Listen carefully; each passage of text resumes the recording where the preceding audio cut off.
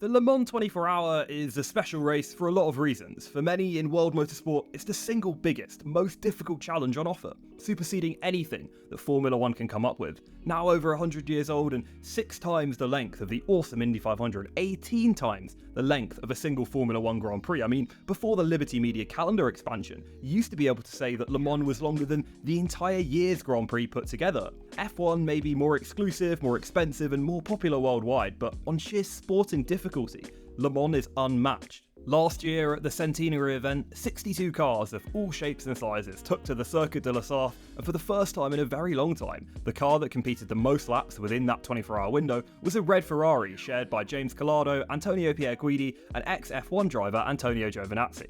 The challenge of Le Mans is a very exciting one for drivers, mechanics and manufacturers all around the world. I mean, some great drivers stick with solely open-wheel classes for their whole career and some with solely sports cars, but recently Fernando Alonso and Max Verstappen have been making headlines with their praise and desire to compete, or in Alonso's case, return to the flagship event of the World Endurance Championship. At the Motegi Honda celebration event last weekend, Verstappen said that Le Mans I would definitely like to do. I've already been there when my dad used to race in Le Mans. The atmosphere is amazing. So many people driving through the night, sunrise. I think it's really cool. I've been speaking to Fernando about it. He said he would only want to do it with me again. So I was like, wow, that would be really cool. The only thing is, for Le Mans, there's not like a minimum weight requirement for the driver. I'm quite a heavy driver, but Fernando is quite light, so I think it would be good. We'd need to find another one, so I need to have a look. So if this was to materialise, who could Max and Fernando be looking at? I mean, we already know Brendan Hartley had great success in the World Endurance Championship both before and after his short Toro Rosso stint in Formula 1, and Liam Lawson has proved his skills in just about every single type of car apart from Formula 1. So Max and Fernando aren't short of options. I mean, maybe even a young Spanish driver that Fernando's management company takes care of, or a Team Redline recruit could be the move. So what's all the hype about then? Why does Le Mans and endurance racing more broadly attract so many great drivers and teams year on year? Because if you look down the list of F1 and Le Mans crossovers, there's simply far too many great names and stories to fit into a video like this. Alonso, Schumacher, Graham Hill, Dan Gurney, and even Sky Sports' very own Martin Brundle stand out as names who not only took on the challenge of the French Forest, but conquered it. Of course, only Graham Hill was able to successfully unify the Triple Crown of racing. Montoya and Alonso have given it all to knock on that prestigious door, but have both fallen short. Montoya has won Indy but not Le Mans, and of course Alonso has done the opposite. I think fundamentally, the challenge of multi-class racing is so different to the structure of an open-wheel field. Both the level of psychological and physical dedication required when you're in a race that long is immense. There's a reason it's called endurance racing, right? Whether you're in a GT class or right at the front in Hypercar, there's only going to be a few seconds on the Mulsanne per lap where you can collect your thoughts, because the entire rest of the time you're either going to be overtaking, tyre managing, fuel saving, pushing because you're on an in-lap, you're going to be worried about the setup changes you can make, you might have some damage on the car, you might have a full course yellow. There's so much to pay attention to, and you can argue that, yeah, that's similar to a Formula 1 Grand Prix, but I think the level of doing it for so long, such an important moment in every single lap, it's so many tiny bricks in the wall. I think that's what's attractive, right? We know how competitive these drivers are.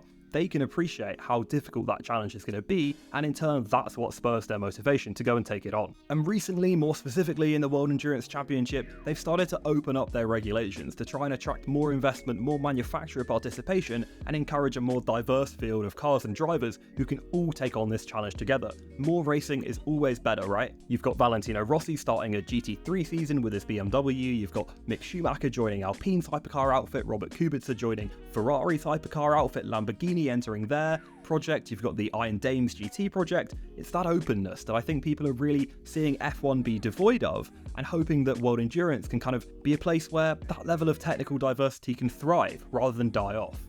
The drivers have more seats available, the promoters have more stuff to promote, and the fans have more to watch. So let's dive into the hypothetical a bit. What if Max and Fernando really did team up and take on Le Mans? From a technical standpoint, I think that'd be a really interesting challenge for the engineers, because we know how much Max loves an oversteery car, right? A front biased car where he can pick up the rear, he can control it well enough, have that highly sensitive driving style that Alex Albon spoke about. Max can deal with that. It's the way he goes super fast in F1. But Alonso, we talk about his driving style, what he's most famous for is the polar opposite to Max Verstappen's driving style. Alonso, primarily in the V10 era when he was winning championships with Renault, the thing that stood out to all the pundits back then was his mastery of understeer. He would kind of flick the car into a corner a little bit too early, get almost a slide when he's going on to entry, and then a second steering motion as he got to the apex to catch it all up and take the corner faster than everyone else. It's what he used to win those championships, was to embrace that understeer. There's a really great video clip. We know F1 does these things where they ask all the drivers little quick-fire questions. They go through the entire grid and they say oversteer or understeer. And as you would imagine, basically every driver that's trying to learn from Max, trying to get to the front of Formula 1, says that they prefer oversteer. And Alonso, with a cheeky wry smile, looks at the camera and says understeer. He's the only driver throughout the entire Formula 1 grid that preferred understeer. So that would be a technical challenge, but also imagine the team radio. I mean, we know how stressed Verstappen and GP can get even when they're leading a race by 30 seconds, and GP himself has spoken about how nervous he is to when Verstappen goes back to having to fight for wins rather than having to worry about whether he's got a pit stop gap to second or just 15 seconds or so.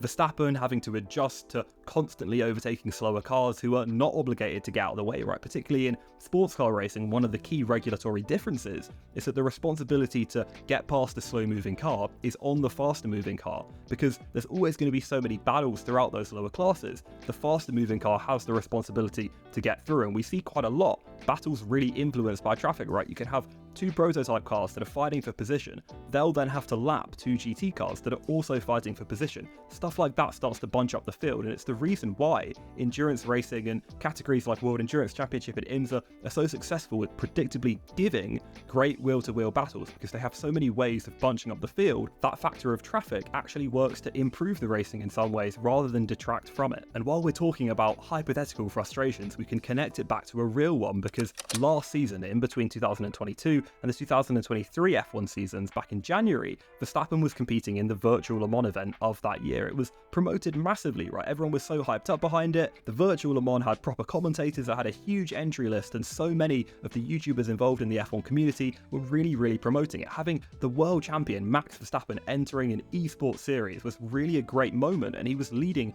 that red line team. He started in P4, made this amazing move to get up to the lead to control the race after crashing out the year before.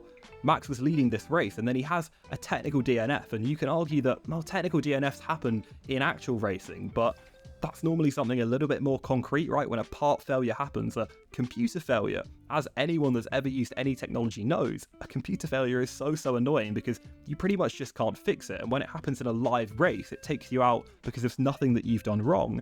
That's exactly what happened to Verstappen. He was leading the virtual Le Mans. Then his technology disconnected, and he goes on this big rant afterwards on his Twitch stream about, this event's rubbish, I can't believe they would allow this to happen, all these technical failures. So you can imagine that Max is going to be pretty separate from ever entering any esports virtual Le Mans events again.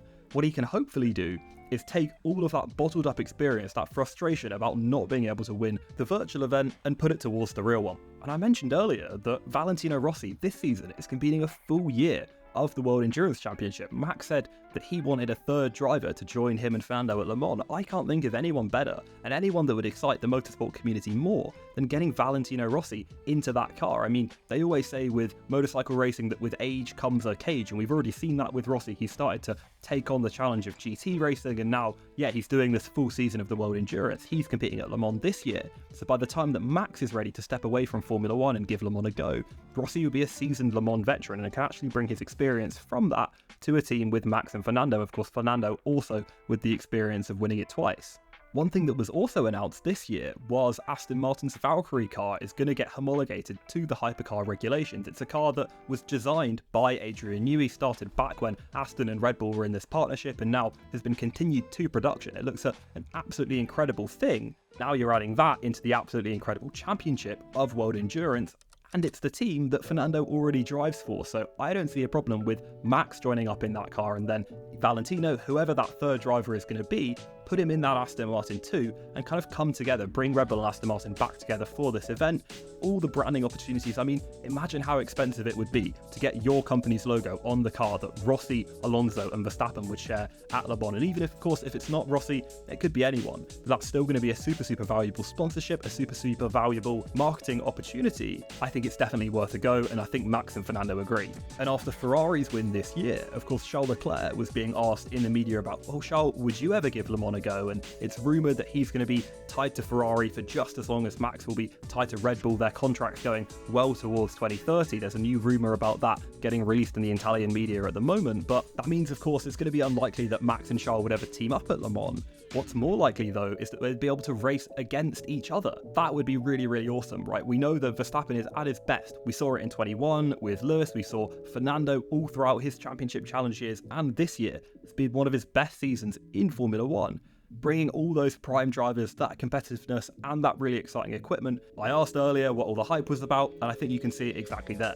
And now, tangentially, in the world of sports car racing, and as we entered the off-season between motorsport rounds, if you're looking for some great content to fill that void and you enjoyed the Ford versus Ferrari movie, which has effectively become canonical viewing in the motorsport media world, ESPN's Truth in 24 series that was filmed with Audi, first at the 2008 Le Mans and second at the 2011 race, is an excellent showcase of the emotional rollercoaster and the personal investment that everyone within a Le Mans team has to put into the race. And of course, the fact that it was with Audi in their most dominant years means that you're getting a showcase of some really successful teams at their best. And also, there's a Porsche series that showcases the journey of Michael Fassbender, his learning to be a racing driver, stepping away from the world of Hollywood, going in as a complete amateur, learning all the steps, all the sacrifices, and all the technique to become a professional racing driver. That's filmed both as a TV series and also has now been put together as a feature-length movie. Really an excellent story, and a really inspirational one too. And then coming up at the end of January, the motorsport calendar really gets started with the IMSA Championship, with the Daytona 24-hour, the Rolex Daytona event.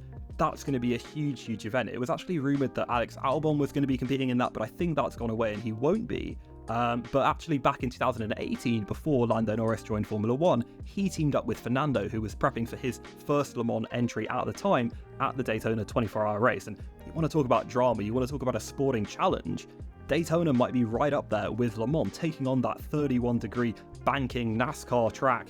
That's really cool challenge, and yeah, keep your eye out for that if you're looking for some motorsport action to get you geared up for Formula One. But try not to get too invested, because it might even be more interesting and more exciting than Formula One and make F1 look a little bit boring. In wrapping up though, I think very little could stop Max, Fernando, and whoever that third teammate turns out to be from storming to victory at Le Mans. If that fantasy was ever to cross the boundary into reality, it would surely be one of the most highly anticipated race entries ever. What it means more broadly though, for fans like us, is that when F1 fails to deliver a fight for the win, the same old press circus and gossip comes out every week in an increasingly vapid and commercialised public perception. The sports car racing world presents a rich and attractive contrast for both fans and drivers, and I know this is a Formula One channel, so maybe that rhetorical position isn't the smartest one to take, but at the same time, I think the lessons that sports car racing has learned can be retroactively applied back to Formula One and improve it. Max and Fernando have showcased their friendship, their level of respect for one another throughout the last few years, and we're yet to see an equal on-track battle between the two of them. We know how close it can be between Max and Lewis, we know how close it was between Fernando and Lewis, but Max and Fernando teaming up at Le Mans would not only allow us to compare their times in equal equipment, but also for the pair to do so while fighting still towards a common goal. So as we get into the outro here, as always, thank you very much for watching, and check out crash.net for coverage around the racing world. Subscribe here to stay up to date with all the news from Formula One over the off-season as we head into another year of racing in 2024.